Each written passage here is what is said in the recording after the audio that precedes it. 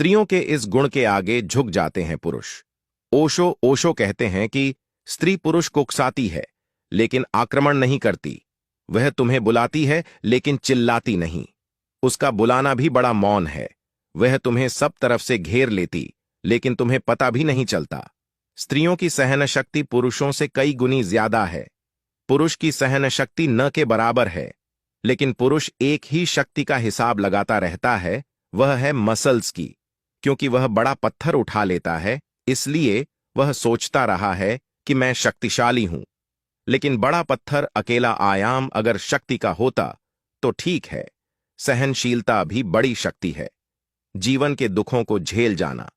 स्त्रियां देर तक जवान रहती हैं अगर उन्हें 10-15 बच्चे पैदा न करना पड़े, तो पुरुष जल्दी बूढ़े हो जाते हैं। स्त्रियां देर तक युवा और ताजी रहती हैं। लड़कियां पहले बोलना शुरू करती हैं। बुद्धिमत्ता लड़कियों में पहले प्रकट होती है। लड़कियां ज्यादा तेज होती हैं। विश्वविद्यालयों में भी प्रतिस्पर्धा में लड़कियां आगे होती हैं। जो भी स्त्री आक्रामक होती है वह आकर्षक नहीं होती है। अगर कोई स्त्री तुम्हारे पीछे पड़ जाए और प्रेम का निवेदन करने लगे तो तुम घबरा जाओगे, तुम भागोगे, क्योंकि वह स्त्री पुरुष जैसा व्यवहार कर रही है, स्त्रैण नहीं है।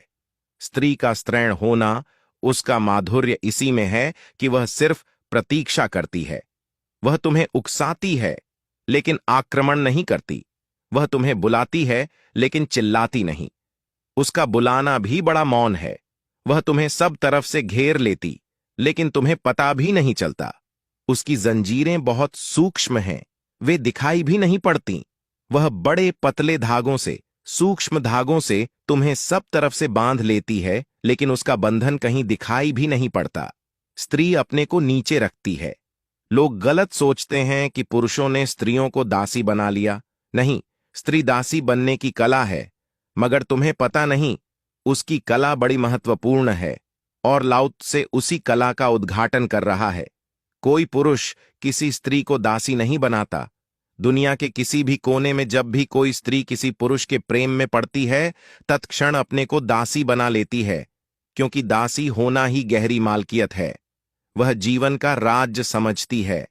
स्त्री अपने को नीचे रखती है, चरणों में रखती है, और तुमने देखा है कि जब भी कोई स्त्री अपने को तुम्हारे चरणों में रख देती है, तब अचानक तुम्हारे सिर पर ताज की तरह बैठ जाती है। रखती चरणों में है, पहुंच जाती है बहुत गहरे, बहुत ऊपर। तुम 24 घंटे उसी का चिंतन करने लगते हो।